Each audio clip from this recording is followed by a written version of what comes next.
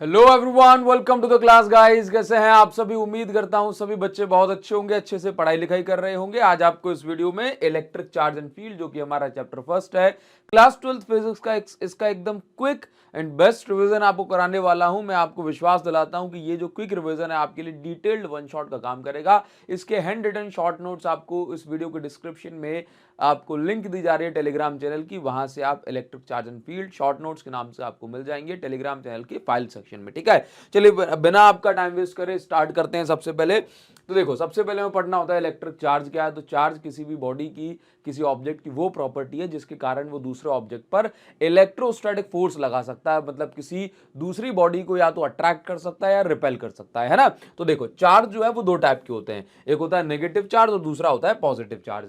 यदि बॉडी के पास extra electrons आ जाते हैं, यानी कि एक्सेस ऑफ इलेक्ट्रॉन के कारण नेगेटिव चार्ज होता है, और यदि किसी बॉडी में इलेक्ट्रॉन्स की कमी हो जाए, डेफिशिएंसी ऑफ इलेक्ट्रॉन हो जाए, तो उस बॉडी पर पॉजिटिव चार्ज कहा जाता है। चार्ज की एसआई यूनिट कूलाम होती है। हाँ, और चार्ज की कुछ बेसिक प्रॉपर्टीज हैं, हम उसको पढ़ेंगे, लेकिन पहले हम बात करेंगे मास कंपैरिजन की। तो देखो, अभी हमने क्या कहा कि यदि किसी बॉडी से इलेक्ट्रॉन निकल जाए तो उस पर कैसा चार्ज? पॉजिटिव चार्ज, है ना। तो इलेक्ट्रॉन निकल गया तो इलेक्ट्रॉन का जो मास होगा वो भी निकल गया, तो इसका मतलब है पॉजिटिव चार्ज आने से इलेक्ट्रॉन की कमी हो जाती है और मास भी घट जाता है। बॉडी का मास, पॉजिटिव चार्ज बॉडी का मास घट जाता है। ठीक है। अच्छा, अगर इलेक्ट्रॉन आ गया तो बॉडी पर नेगेटिव चार्ज आ जाता है, और इसका मतलब इलेक्ट्रॉन आया है तो उसके साथ उसका कुछ मास भी आया होगा, तो नेगेटिवली चार्ज बॉडी होने से बॉडी का जो मास है वो बढ़ जाता है। ठीक। अगर हम बात करें चार्जेस की, तो बेसिक चार्ज की जो है तीन मेन प्रॉपर्टी है। क्या? पहली प्रॉपर्टी है एडिटिविटी ऑफ चार्ज, जो ये कहती है कि चार्जेस जो है इनका जो सम होगा, नेट चार्ज निकालने के लिए आपको एल्जेब्रिक लॉ को फॉलो करना है। इसका मतलब यह है कि बस आपको क्या करना है, चार्जेस में डायरेक्शन का कोई काम नहीं है, जैसा चार्ज होगा बस वैसे ही आप उसको ऐड कर देंगे। जैसे किसी आइसोलेटेड सिस्टम में अगर आपको नेट चार्ज निकालना है तो इनको सिंपल जो बेसिक आप जिस तरीके से ऐड करते हैं बस वैसे ही ऐड करेंगे, है ना। प्लस माइनस को ऐड कर लेंगे। देखो, तो इस सिस्टम पे नेट चार्ज कितना हो गया? प्लस का 3, माइनस का 7 कूलम, तो माइनस का 4 कूलम बचा। कंजर्वेशन ऑफ चार्ज की बात करेंगे। कंजर्वेशन ऑफ चार्ज ये कहता है कि भाई ना तो आप चार्ज को क्रिएट कर सकते हैं और ना ही डिस्ट्रॉय, बस चार्ज एक बॉडी से दूसरी बॉडी तक ट्रांसफर होता रहता है। अच्छा, नेक्स्ट क्या है? नेक्स्ट बहुत इंपॉर्टेंट जो पॉइंट है, that is quantization of charge. Quantization of charge ये कहता है कि किसी भी बॉडी पे, देखो अब किसी बॉडी पे चार्ज कब आता है? चार्ज जब आता है जब वहां से इलेक्ट्रॉन्स का ट्रांसफर होता है। इलेक्ट्रॉन ज्यादा नेगेटिव चार्ज, इलेक्ट्रॉन कम पॉजिटिव चार्ज। तो किसी बॉडी पर जो चार्ज है वो पॉजिटिव या नेगेटिव कुछ भी हो सकता है। अब देखो, या तो एक इलेक्ट्रॉन निकलेगा तो एक इलेक्ट्रॉन के जितना चार्ज, दो इलेक्ट्रॉन निकले किसी बॉडी पे, दो इलेक्ट्रॉन जितना चार्ज, तीन इलेक्ट्रॉन निकले तो तीन इलेक्ट्रॉन के जितना चार्ज आ जाएगा, है ना। तो आपको समझना है कि आप ये देखो, एक इलेक्ट्रॉन के जितना, दो इलेक्ट्रॉन के जितना, तीन इलेक्ट्रॉन के जितना, या फिर हम ऐसा बोलें कि n इलेक्ट्रॉन के जितना चार्ज ही किसी बॉडी पर हो सकता है ना। इसी को हम बोलते हैं, अब n क्या है? इंटीजर मल्टीपल, जिसका मतलब है या तो 1 या 2 या 3, मतलब बीच वाली वैल्यू पॉसिबल नहीं है। 1.5 इलेक्ट्रॉन, 2.5 इलेक्ट्रॉन, 3.5 इलेक्ट्रॉन, 4.25 इलेक्ट्रॉन के जितना चार्ज ट्रांसफर नहीं हो सकता। तो किसी भी बॉडी पर जो चार्ज हो सकता है या तो वो नेगेटिव या पॉजिटिव, वो कितना होगा? Integer multiple of charge of electron के बराबर। मतलब या तो इंटीजर मल्टीपल का मतलब होता है 1 2 3 4, सीधी सीधी गिनती चल रही है ना, 1 2 3 4 5 6 7 8 9 10 इलेक्ट्रॉन कितना चार्ज हो सकता है, बीच वाली वैल्यू उनकी पॉसिबल नहीं है। यही कहता है क्वांटाइजेशन ऑफ चार्ज। ठीक है, चलिए आगे हम बढ़ेंगे। नेक्स्ट पढ़ेंगे कूलाम लॉ। अभी कूलाम लॉ में बताता है यदि किसी जगह पर दो चार्जेस रखे हुए हैं, उनके बीच के डिस्टेंस अगर r है तो उन दोनों के बीच में जो फोर्स लगेगा वो कितना होगा? फोर्स लगेगा that is F is equal to 1/4 pi epsilon not Q1 Q2 upon R square. यहां पर epsilon not permittivity of free space है, और 1/4 पाई एप्सिलॉन नॉट की वैल्यू जो होती है that is 9 × 10⁻⁹ newton metre square coulomb -2, और एप्सिलॉन नॉट की जो यूनिट होती है, वैल्यू होती है दैट इज 8.85 10⁻12 न्यूटन -1 मीटर -2, एक minute, newton metre square coulomb -2, और यहां पर हो जाएगा न्यूटन -1 मीटर -2 कूलम +2, ये एप्सिलॉन नॉट की यूनिट हो जाएगी। ठीक है, चलिए आगे हम बढ़ेंगे। नेक्स्ट आपको समझना है कि 1 कूलम चार्ज कितना होता है। तो देखो, यदि दो चार्जेस फ्री स्पेस में यानी वैक्यूम में रखे हुए हैं और उन दोनों के बीच की डिस्टेंस 1 मीटर है और अगर उन दोनों के बीच में लगने वाला फोर्स 9 × 10⁹ न्यूटन है तो समझ लेना कि वो जो चार्ज है वो 1 कूलम चार्ज है। क्लियर है? तो 1 कूलम चार्ज कितना होता है? 1 कूलम चार्ज इतना है, अगर उनके बीच की डिस्टेंस 1 मीटर है तो वो एक दूसरे पर इतने न्यूटन का फोर्स लगाएंगे। क्लियर? कूलम लॉ की कुछ लिमिटेशन, जैसे कि कूलम लॉ बस रेस्ट चार्जेस के लिए ही वैलिड है, पॉइंट चार्जेस के लिए ही वैलिड है और अगर डिस्टेंस 10⁻⁻15 मीटर से बड़ी है तो ही वैलिड है, अदरवाइज कूलम लॉ वैलिड नहीं होगा। ठीक, चलिए आगे बढ़ेंगे। नेक्स्ट आपको समझना है इलेक्ट्रिक फील्ड लाइंस क्या होती हैं, है ना। तो देखो, कोई भी चार्ज जो होता है उसके अराउंड का जो रीजन है, उसके अराउंड का जो इलाका है जहां तक कोई चार्ज इलेक्ट्रिक फोर्स लगा सकता है किसी दूसरे चार्ज पर, उस इलाके को, उस रीजन को, अराउंड द चार्ज हम बोलते हैं इलेक्ट्रिक फील्ड। तो इस इलेक्ट्रिक फील्ड में एक चार्ज से दूसरे चार्ज को खींचने के लिए या धक्का देने के लिए बीच में कुछ लाइंस होती हैं, इमेजिनरी लाइंस, उन्हीं को हम बोलते हैं इलेक्ट्रिक फील्ड लाइन। तो अगर पॉजिटिव चार्ज की बात करें तो पॉजिटिव चार्ज के लिए जो इलेक्ट्रिक फील्ड लाइन है हमेशा ये बाहर की साइड निकल रही होती है। नेगेटिव चार्ज के लिए इलेक्ट्रिक फील्ड लाइन हमेशा अंदर की साइड होती है। इसको हम बोलते हैं रेडियली आउटवर्ड, इसको हम बोलते हैं रेडियली इनवर्ड शेप। क्लियर है? इसके बाद तो ये पॉजिटिव चार्ज, ये नेगेटिव चार्ज, आइसोलेटेड अकेले अकेले चार्ज के लिए। जब चार्जेस आपस में एक दूसरे के पास रखे होते हैं, तो जैसे कि ये इलेक्ट्रिक डायपोल हो गया, तो पॉजिटिव चार्ज से इलेक्ट्रिक फील्ड लाइन कहां निकल रही है?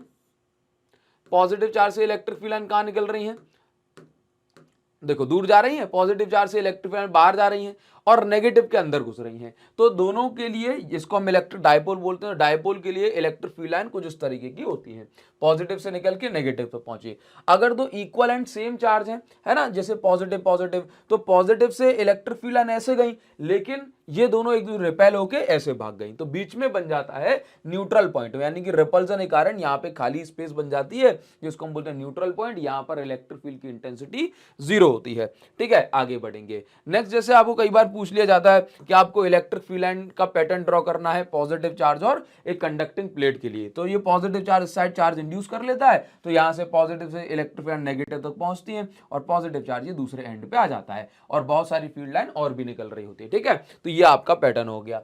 आगे बढ़ेंगे, इलेक्ट्रिक फील्ड लाइन की प्रॉपर्टीज पूछ लेते हैं। तो इलेक्ट्रिक फील्ड लाइन की प्रॉपर्टी क्या है कि पॉजिटिव चार्ज से निकलती हैं और नेगेटिव चार्ज में ये टर्मिनेट हो जाती हैं। ये कंटिन्यूअस स्मूथ कर्व है, यानी कंटिन्यूअस कर्व का मतलब ये होता है कि जब तक इनको नेगेटिव चार्ज नहीं मिलेगा ये चलती चली जाएंगी, कभी सडन ये रुकेंगे नहीं, है ना, ऐसे ऐसे जा रही है, तो जब तक इसको नेगेटिव चार्ज नहीं मिलेगा तब तक नहीं रुकेगी ये, चाहे भले इसको इन्फिनिटी तक जाना पड़े। Electric field line close loop नहीं बनाती, मतलब पॉजिटिव से नेगेटिव पे खत्म हो जाती है, ये क्लोज लूप नहीं बनाती। क्लोज लूप कब बनता? जब पॉजिटिव से आके वापस से पॉजिटिव पहुंच जाए तब बनता क्लोज लूप। अच्छा, इलेक्ट्रिक फील्ड लाइन जो होती है ये कंडक्टर की सरफेस पे हमेशा 90 डिग्री बनाती है।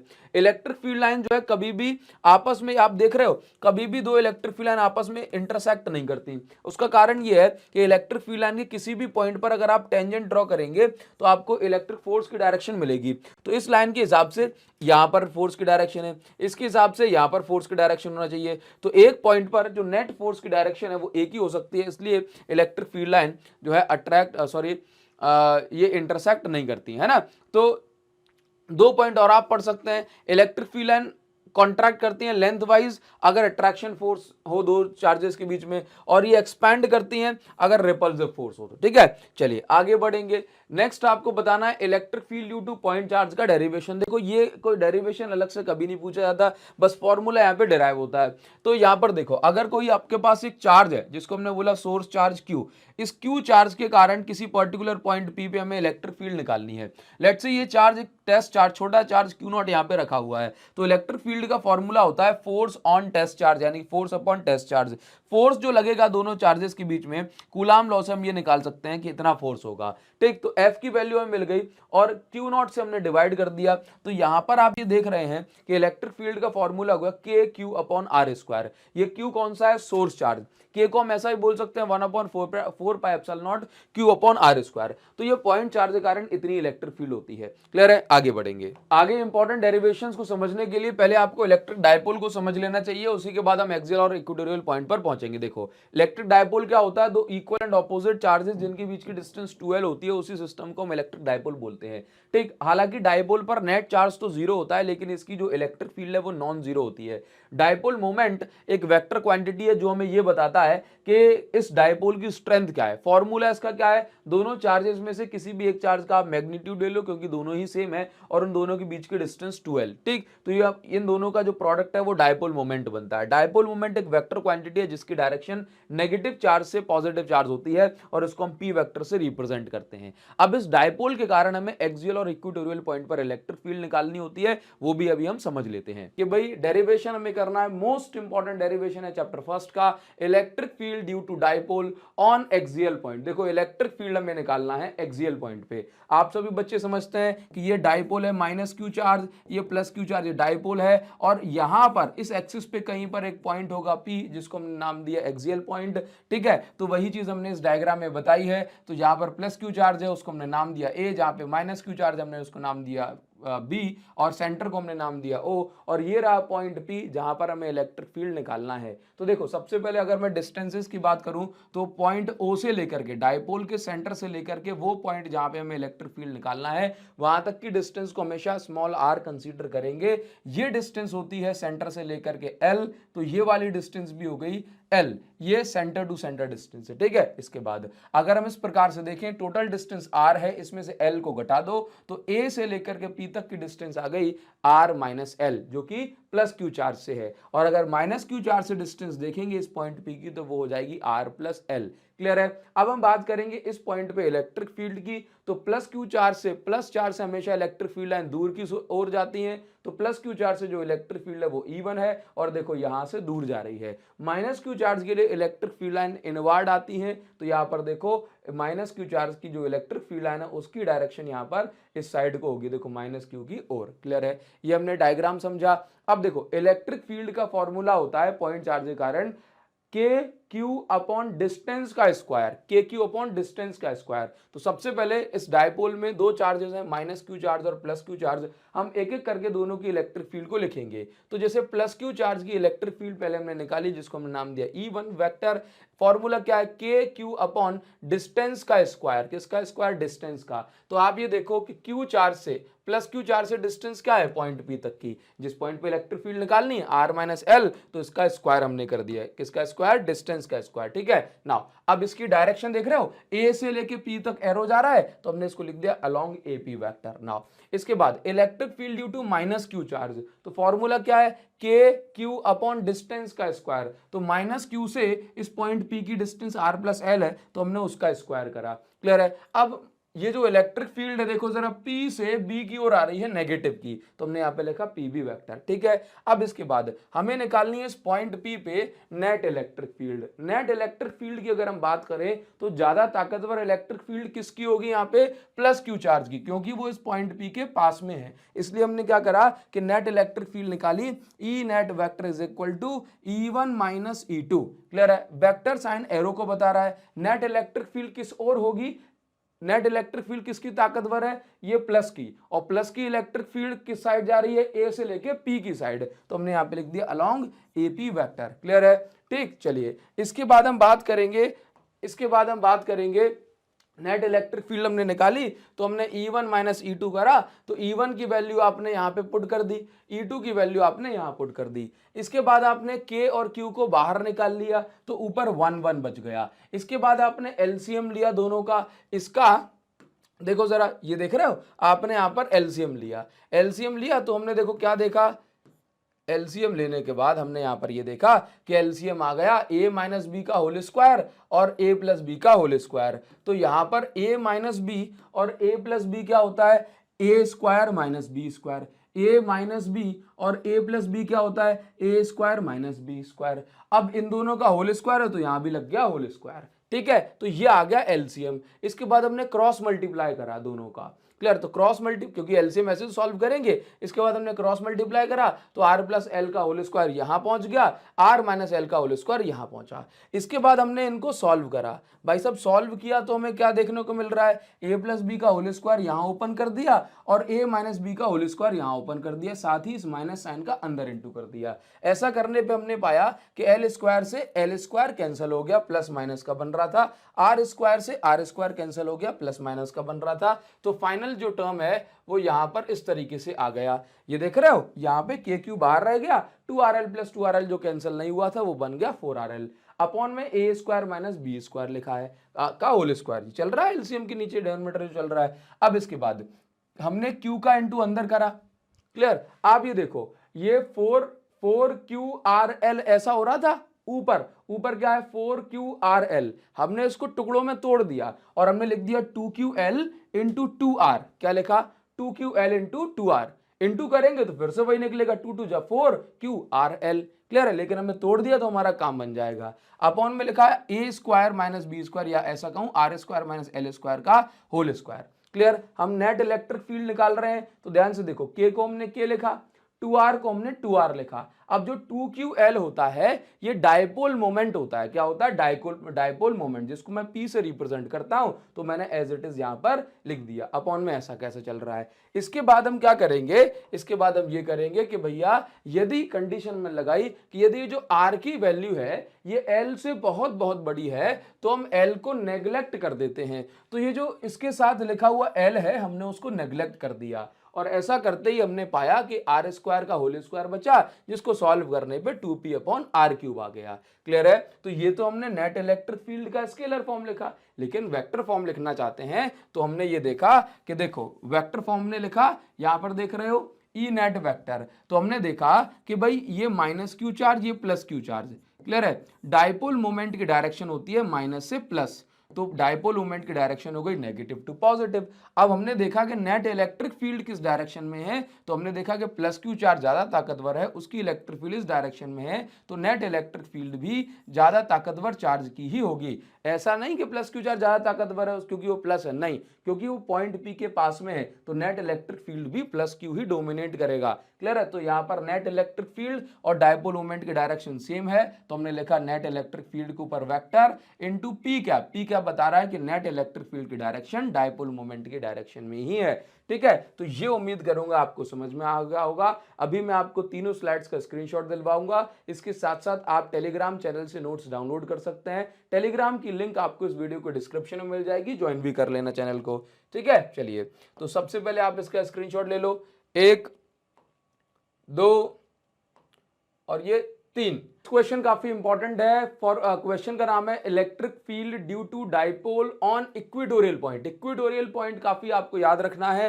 क्लियर है। सबसे पहले हम जानते हैं इक्वेटोरियल पॉइंट क्या होता है। जैसे मेरे पास ये एक डाइपोल है, ये माइनस क्यू चार्ज, ये प्लस क्यू चार्ज, उसको सेंटर से बिल्कुल इस डाइपोल एक्सिस के परपेंडिकुलर कट करने वाली लाइन को हम बोलते हैं इक्वेटोरियल लाइन। और इस लाइन पे कहीं अगर मुझे एक पॉइंट मिल गया पी, तो मैंने इसको बोलूंगा इक्वेटोरियल पॉइंट। अभी इस पॉइंट पे मुझे नेट इलेक्ट्रिक फील्ड निकालनी है, तो अभी मैं देखता हूं कि देखो ये जो प्लस क्यू चार्ज है इसकी इलेक्ट्रिक फील्ड लाइन यहां पे जाएगी इस पॉइंट पे, तो इसको मैं नाम दूंगा E1 वेक्टर, और इसकी इलेक्ट्रिक फील्ड इस साइड आएगी तो उसको मैं नाम दूंगा E2 वेक्टर। ये यहां पर एरो से रिप्रेजेंट करूंगा, ये एंगल थीटा, ये एंगल थीटा है, क्लियर है। अब ये देख रहे हो ये दोनों इलेक्ट्रिक फील्ड जो है ये हॉरिजॉन्टल से एंगल थीटा पर इंक्लाइंड है, तो इसको नाम दिया E1 वेक्टर। नीचे वाली भी इलेक्ट्रिक फील्ड अल्टरनेट एंगल बना रही है थीटा, तो उसको भी नाम दिया मैंने E2 वेक्टर। अभी जो वेक्टर फील्ड होती है ना उसको मैं दो कंपोनेंट में ब्रेक करता हूं, एक हॉरिजॉन्टल कंपोनेंट और एक वर्टिकल कंपोनेंट, ठीक है, जिसको मैं पैरेलल परपेंडिकुलर कंपोनेंट भी कहता हूं। देखो E1 इस साइड जा रही है, ये ध्यान से इसको हटा देते हैं। अब देखो E1 कहां जा रही है, E1 वेक्टर इस साइड जा रही है, तो इसके दो कंपोनेंट कहां होंगे, एक कंपोनेंट होगा इस साइड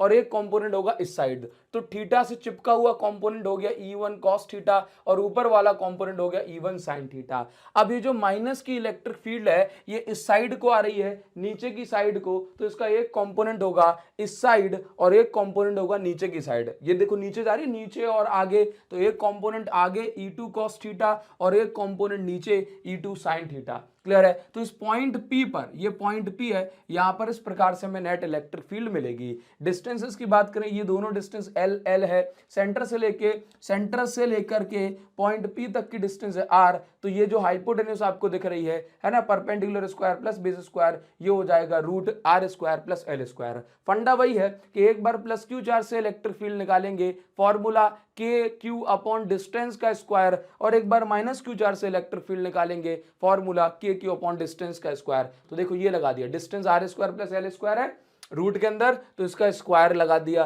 क्लियर है। तो ये स्क्वायर हट जाएगा तो क्या बनेगा, आर स्क्वायर से स्क्वायर रूट हट गया, तो ये पहली इक्वेशन बन गई। अब इसी प्रकार से हम माइनस क्यू चार्ज के लिए निकालेंगे, तो के क्यू अपॉन डिस्टेंस का स्क्वायर, स्क्वायर से स्क्वायर रूट हटा, तो यहाँ पे सिंपल बच गया R square plus L square. ठीक है, ये हमने E1 की वैल्यू और E2 की वैल्यू निकाल दी।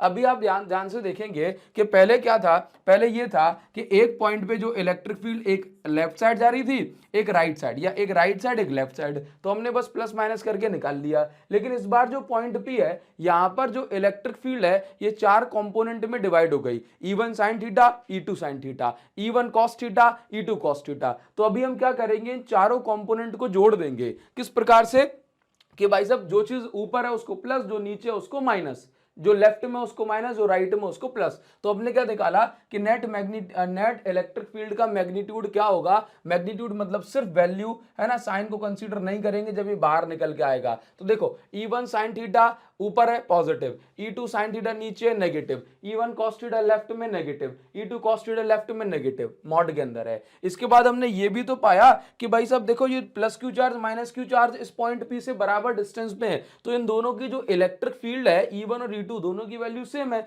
तो इसको हम यहां पर ये लिख सकते हैं कि E1 is equal to E2, तो E1 sin थीटा की जगह E1 sin theta, E2 sin theta की जगह भी आ गया E1 sin theta, E1 cos theta, E2 cos theta की जगह आ गया E1 cos थीटा माइनस का।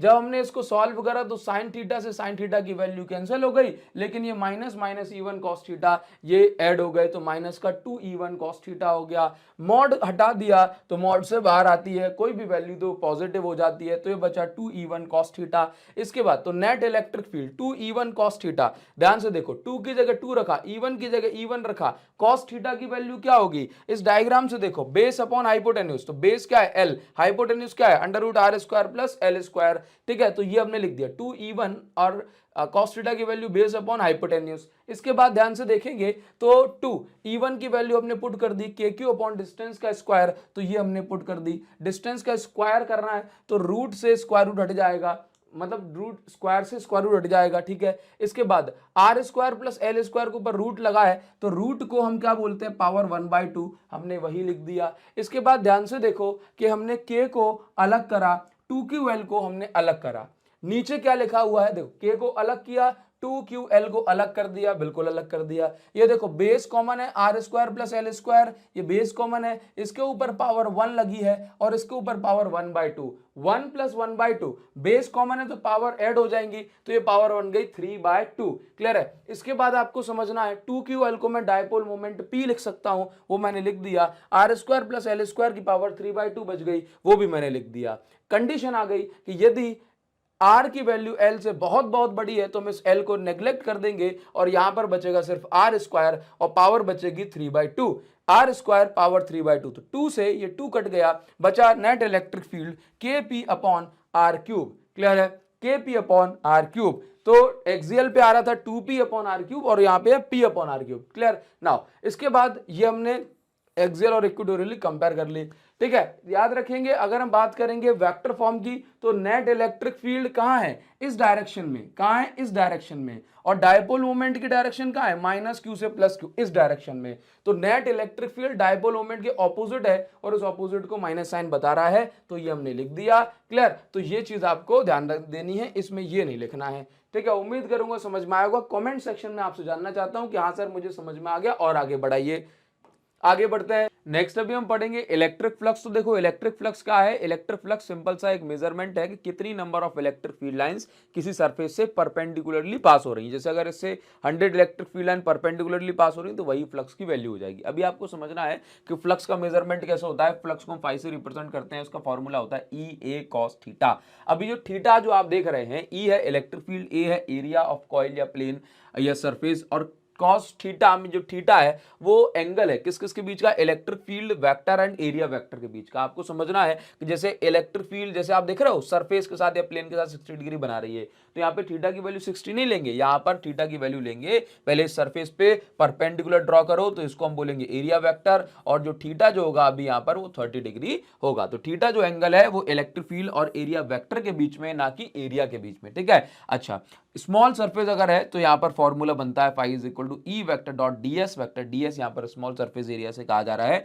और अगर सरफेस क्लोज है तो हम यहाँ पर क्लोज इंटीग्रेशन ई वेक्टर और ds वेक्टर का इस्तेमाल करते हैं। क्लियर है? तो इलेक्ट्रिक फ्लक्स का फॉर्मूला ये हो गया। इलेक्ट्रिक फ्लक्स का फॉर्मूला गॉस लॉ से हम q बाय एप्सिलॉन नॉट ये भी निकालेंगे। ठीक है, तो वहीं से आप इसकी यूनिट बना सकते हैं। वैसे इलेक्ट्रिक फ्लक्स की यूनिट होती है वो होती है newton per coulomb into metre square. Electric field की यूनिट ये है और एरिया की यूनिट ये है मीटर स्क्वायर। ठीक है, आगे बढ़ जाएंगे। अभी नेक्स्ट हमें पढ़ना है मोस्ट इंपॉर्टेंट गॉस लॉ, और उस गॉस लॉ को हम करेंगे प्रूव। तो आपका क्वेश्चन बन जाएगा state and prove Gauss law. Clear है? नाउ सबसे पहले आप समझ लीजिए गॉस लॉ क्या होता है। गॉस लॉ हमसे ये कहता है कि यदि किसी क्लोज सरफेस के अंदर कोई चार्ज रखा हुआ है तो उस चार्ज के कारण जो नेट फ्लक्स लिंक होगा इस क्लोज सरफेस से, इस चार्ज के 1 बाय एप्सिलॉन नॉट टाइम्स होगा। क्लियर है? 1 बाय एप्सिलॉन नॉट टाइम्स होगा। तो स्टेटमेंट क्या लिखा हुआ है? According to this law net flux linked to a close surface equal to 1 by epsilon not times the net charge present inside the surface. Clear है? तो phi is equal to क्या आ गया? q by epsilon not.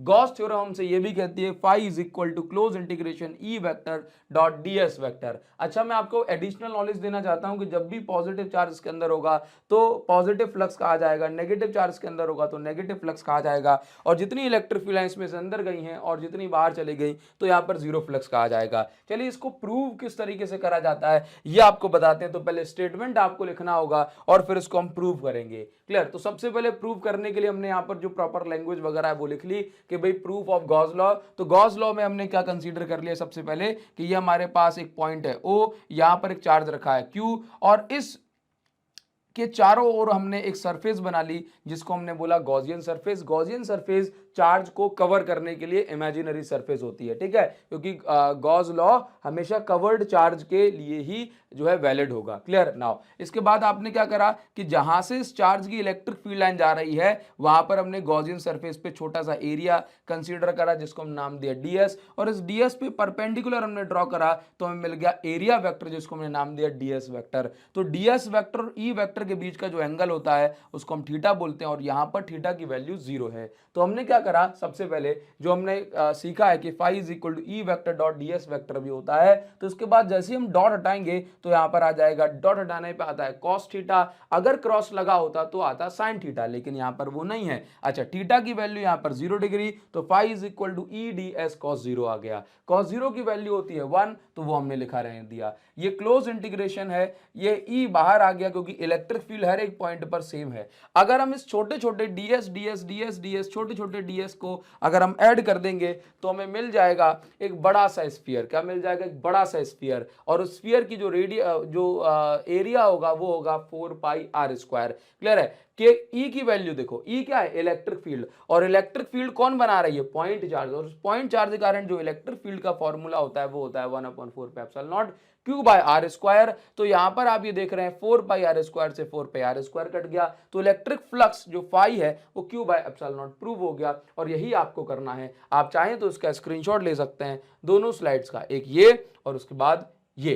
Clear है? आगे अभी हम बढ़ जाएंगे और नेक्स्ट स्लाइड पे पहुंचेंगे, और नेक्स्ट क्वेश्चन है proof of coulomb inverse square law from Gauss theorem. तो भाई साहब गॉस थ्योरम की हेल्प से हम जो कूलम लॉ है F is equal to k q1 q2 upon r square उसको भी प्रूव कर सकते हैं, और ये पूछा जाता है। उसको प्रूव करने के लिए आपको कुछ भी नहीं करना है, सेम डायग्राम है। ये चार्ज रखा हुआ है q, यहाँ पर एक गॉसियन सरफेस बना ली जो कि r डिस्टेंस पर है, यहाँ पर एक छोटा सा हमने एक टेस्ट चार्ज रख दिया q0 जिस पर ये q फोर्स लगाएगा। क्लियर है? इलेक्ट्रिक फोर्स लगाएगा। इस Q के कारण जो इलेक्ट्रिक फील्ड जा रही है उसको हमने नाम दिया E वेक्टर। ये जो गॉसियन सरफेस पे छोटा सा एरिया कंसीडर करा ds, और ds पे परपेंडिकुलर बनाया तो हमें मिल गया ds वेक्टर। यहां पर फिर से देखेंगे कि इलेक्ट्रिक फील्ड और ds वेक्टर सेम डायरेक्शन में है तो थीटा की वैल्यू 0 डिग्री कंसीडर करी जाएगी। तो पाई ये close integration E vector dot ds vector होता है q बाय एप्सिलॉन नॉट। इसके बाद आपने क्या करा कि ई ds डॉट हटाएंगे तो आएगा cos थीटा, हमने यहाँ पे लिख दिया cos थीटा, लेकिन थीटा की वैल्यू 0 डिग्री होने के कारण से मैंने डायरेक्ट यहाँ पर cos 0 लिखा q बाय एप्सिलॉन नॉट। अब cos 0 की वैल्यू 1 होती है तो यहां पर बचा ई ds only q by epsilon not. ds का इंटीग्रेशन हुआ तो आया 4 पाई r स्क्वायर, वो हमने लिखा रहने दिया। e की वैल्यू यहां से निकाली 1/4 pi epsilon not q by r square. भाई e की वैल्यू आपको निकाल के दिखानी है यहाँ पे। क्लियर है? क्योंकि डेरिवेशन करना है तो e की वैल्यू हमने यहाँ पे निकाल के दिखाई। अब कूलम लॉ में प्रूव करना है। कूलम लॉ एक्चुअल में क्या है? कूलम लॉ हमें फोर्स बताएगा दो चार्जेस के बीच में, तो हमने कहा F is equal to q naught into e. ये जो इलेक्ट्रिक फील्ड E बन रही है ये एक छोटे से चार्ज क्यू नॉट पे फोर्स लगा रही है, और ये होता है, हमने लिखा क्यू नॉट की वैल्यू क्यू नॉट लिखी, E की वैल्यू जो हमने ऊपर निकाली वो पुट कर दी, तो यहां पर आ गया F is equal to 1/4 pi epsilon naught q into q naught upon r square. तो ये कूलम्ब इनवर्स स्क्वायर लॉ हो गया। इसको ये भी बोल सकते हैं कि proof inverse square law using Gauss theorem. तो आपको सेम करके आना है। यहाँ पर जो बेसिक लैंग्वेज है, consider it charge Q is kept on the centre of is kept on point A. Imagine a Gaussian surface which is spherical in shape around a charge. ds is small area on that surface and ds vector is normal to, या मैं कहूंगा ds vector is perpendicular to ds. It is making angle theta is equal to 0 with electric field. बस इतनी सी बात आपको लिखना है, basic language वो आप लिख सकते हैं। ठीक, अभी हम आगे बढ़ जाएंगे। नेक्स्ट हमें समझना है गॉस थ्योरम की एक इंपॉर्टेंट एप्लीकेशन जो कि है electric field due to line charge या फिर लीनियर चार्ज डेंसिटी। इसके लिए हमें डेरिवेशन करना होता है यूजिंग गॉस लॉ। क्लियर है? तो सबसे पहले हम ये मान लेते हैं कि हमारे पास एक वायर है जिस पर पूरे वायर पर यूनिफॉर्म चार्ज डिस्ट्रीब्यूटेड है। चार्ज कितना है? Q, जो कि पूरी लेंथ L पर डिस्ट्रीब्यूटेड है। तो यहाँ पर जो लीनियर चार्ज डेंसिटी हो जाएगी दैट विल बी लैम्डा, और इसको हम फॉर्मुलेट करेंगे that will be lambda is equal to q by l. तो जरूरत पड़ने पे हम q is equal to lambda l put कर सकते हैं। अब गॉस थ्योरम के अकॉर्डिंग इस चार्ज को हमें पहले कवर करना पड़ेगा, तो हमने इस चार्ज को कवर करने के लिए गॉसियन सरफेस चुनी, और यहाँ पर जो गॉसियन सरफेस है ये सिलेंड्रिकल शेप में है। क्लियर है? अभी क्या होगा कि इस गॉसियन सरफेस के अलग अलग सरफेस पर हम ये फाइंड करेंगे कि कितना एंगल बन रहा है। तो हमने देखा कि इसकी जो इलेक्ट्रिक फील्ड है वो चारों ओर इस प्रकार से बनेगी। तो इसकी इलेक्ट्रिक फील्ड जैसे ये है, तो इसके पास, इस सिलेंडर के पास जो है, इस सिलेंड्रिकल गॉसियन सरफेस के पास तीन सरफेस है, एक ऊपर वाली सरफेस, एक नीचे वाली सरफेस और एक कर्व्ड सरफेस। क्लियर है? तो देखो हम तीनों सरफेस के लिए फाइंड आउट करेंगे एंगल। तो इलेक्ट्रिक फील्ड यहां पर है ई वेक्टर, और इस ds यहां पर हमने एक छोटा सा एरिया मान लिया जिसको हम नाम दिया ds, और इस ds पे परपेंडिकुलर हुआ ds वेक्टर, दोनों के बीच में एंगल बना थीटा इज इक्वल टू 0। इसके बाद हमने ऊपर वाली सरफेस पे इलेक्ट्रिक फील्ड देखी, और ऊपर वाली सरफेस पे एरिया वेक्टर ऊपर जाएगा, दोनों के बीच में एंगल बना theta is equal to 90 degree. यहाँ पर इलेक्ट्रिक फील्ड तो वायर के अराउंड चारों ओर दोनों साइड ही होगी इस प्रकार से, है ना। और जो नीचे वाली सरफेस है वहां पर एरिया वेक्टर नीचे की साइड जाएगा जो कि है ds वेक्टर। तो यहाँ पर थीटा की वैल्यू आ गई 90 डिग्री। अगर हम यहाँ पर बात करें तो हम इस वाली कर्व्ड सरफेस को हम नाम देंगे S1, इसको हम नाम देंगे S2 और इसको हम नाम देंगे S3। क्लियर है? जो प्रॉपर लैंग्वेज है वो यहाँ पर आपको देखने को मिल जाएगी। क्लियर? अब गॉस थ्योरम अप्लाई करना है, उसके बाद हमें इलेक्ट्रिक फील्ड निकालना है। तो गॉस थ्योरम में यहाँ पर ये देख रहे हो E vector dot ds vector Gauss theorem कहती है इज इक्वल टू होता है q by epsilon not. Clear? ये भी फाई की वैल्यू, ये भी फाई की वैल्यू। अब देखो, अब यहाँ पे बनाया मैंने क्लोज का साइन बनाया है, तो क्लोज का साइन जब हम बनाते हैं जब पूरी बॉडी में इकट्ठा डील करते हैं। क्लियर? लेकिन अगले स्टेप में हमने क्या करा कि तीन सरफेसेस में अलग अलग वर्क किया। तो हमने देखो सरफेस S1 क्लोज का साइन हटा दिया, सरफेस S2, सरफेस S3, और इसके बाद यहाँ पर देख रहे हो q बाय एप्सिलॉन नॉट। इसके बाद हम सभी सरफेस के लिए डॉट हटाएंगे, तो cos थीटा आ जाएगा, डॉट हटाएंगे cos थीटा, डॉट हटाएंगे cos थीटा। हमने देखा तीनों सरफेस में जो जो एंगल है EDS cos 0, EDS cos 90, EDS cos 90 वो पुट कर दिया। cos 90 की वैल्यू 0 होती है तो ये 0 हो गया, cos 90 की वैल्यू 0 होती है तो ये भी 0 हो गया। EDS cos 0, तो आप यहाँ पर देख रहे हो ये बन गया q by epsilon not. Clear? EDS cos 0 क्या बन गया? q by epsilon not. देखो ये जो दोनों S2 और S3 सरफेस है इनका तो काम ही खत्म हो गया, इनके कारण ये सारी चीजें 0 हो गई। अब बचेगी बस कर्व्ड सरफेस के कारण हम काम को देखेंगे। तो EDS, यहाँ पे कर्व्ड सरफेस बची थी EDS, बस वही यहाँ पे लिख दी। E जो कि हर एक पॉइंट पे सेम होगी तो हमने उसको बाहर निकाल दिया। DS का इंटीग्रेशन करेंगे। अब DS किसका पार्ट है? DS तो पार्ट है किसका? कर्व्ड सरफेस है, कर्व्ड सरफेस का। तो कर्व्ड सरफेस का जो एरिया होगा that will B 2 pi RL। L है यहाँ पर length of cylinder, q by epsilon not. Clear है? तो यहाँ पर हमने क्या देखा, इलेक्ट्रिक फील्ड का की जो वैल्यू आ गई, ये आ गई E is equal to 1/2 pi epsilon not q by RL। Q की जगह हमने क्या पुट करा? Lambda L। तो Q की जगह जब हम लैम्डा L पुट करेंगे तो इस L से L कट जाएगा, और यहाँ पर इलेक्ट्रिक फील्ड की ये वैल्यू आ गई। तो फाइनल जो इलेक्ट्रिक फील्ड का फॉर्मूला बन गया that is K 2 lambda by R, और आप इसको इस तरीके से भी लिख सकते हैं। ठीक है? तो ये आपको ध्यान रखना है, इलेक्ट्रिक फील्ड का ये फॉर्मूला है 1/2 epsilon not lambda by R। Clear? 2 का इंटू ऊपर कर दें, 2 का इंटू नीचे कर दें, तो यहाँ पर ये बन जाएगा 4 एप्सिलॉन नॉट, ऊपर बन जाएगा 2 लैम्डा बाय R। ठीक है? चलिए, तो उम्मीद करूंगा ये आपको समझ में आया होगा। आपको एक जरूरी चीज बताना चाह रहा हूं, जैसे अगर आपने इतना पढ़ लिया ना 100% आपका क्वेश्चन फंसेगा आपके एग्जाम में से। आपको बेसिक सी बातें वो आपको जाननी है, जैसे कि अगर कोई डायपोल इलेक्ट्रिक फील्ड में है तो उस पर कितना टॉर्क लगेगा, उस पर टॉर्क लगेगा पीई साइन थीटा। और उससे भी बड़ी बात यहाँ पर ये दो जो कंडीशंस आपको दी जा रही हैं, जब डायपोल इलेक्ट्रिक फील्ड में theta is equal to 0 degree पे रखा हो, और ये एंगल किस किस के बीच में बनेगा, डायपोल मोमेंट और इलेक्ट्रिक फील्ड के बीच में, तो ऐसा केस स्टेबल इक्विलिब्रियम वाला केस कहलाता है। जब डायपोल 180 डिग्री पे रखा होता है, ये थीटा किस किस के बीच में है, डायपोल मोमेंट की डायरेक्शन ये, इलेक्ट्रिक फील्ड की डायरेक्शन ये है, तो ऐसे केस में अनस्टेबल इक्विलिब्रियम कहलाता है। अगर आप एक डायपोल को इलेक्ट्रिक फील्ड में रोटेट करना चाहते हैं अगेंस्ट द फील्ड, तो आपको कितना वर्क करना पड़ेगा, PE cos theta 1 minus cos theta 2। ठीक है, आप सिंपल इलेक्ट्रिक फील्ड लिख दें, बाकी एंगल सब डिसाइड कर लेंगे। ठीक ना, इसके बाद P cos theta 1 minus cos theta 2। Theta 1 क्या है कि पहले कितना एंगल बन रहा था पी वेक्टर और ई वेक्टर के बीच में, थीटा 2 क्या है कि फाइनली कितना एंगल बन रहा है। अगर किसी डायपोल को आप इलेक्ट्रिक फील्ड में रोटेट करेंगे तो ऑब्वियस सी बात है उसके अंदर कुछ पोटेंशियल एनर्जी स्टोर हो जाएगी, और वो पोटेंशियल एनर्जी कितनी होगी, माइनस पी कॉस थीटा। बस ये सारी बात अगर आप पढ़ लेंगे, ध्यान रखेंगे, तो आपको सारी चीजें अच्छे से क्लियर हो जाएंगी। ज्यादा ज्यादा एक जरूरी पॉइंट और रह गया है कि भाई किसी भी कंडक्टर के अंदर जो नेट इलेक्ट्रिक फील्ड है वो हमेशा क्या होने वाली है, जीरो होने वाली है, क्योंकि उसका जो सारा का सारा चार्ज होगा वो उस कंडक्टर की सरफेस पर आ जाता है, चाहे वो सॉलिड कंडक्टर हो या फिर एक हॉलो स्फेरिकल शेल हो। क्लियर है, ये पॉइंट्स आप सभी याद रखेंगे। मिलेंगे आपसे नेक्स्ट वीडियो में, तब तक के लिए मुझे कमेंट सेक्शन में जो अपना प्यार है वो बरकरार रखना। कमेंट सेक्शन में मुझे जरूर से बताना कि ये वीडियो आपको कैसी लगी और नेक्स्ट वीडियो आपको कौन सी चाहिए, वही आपको मिलेगा। Thank you so much guys, thanks a lot, see you again in the next video, thank you.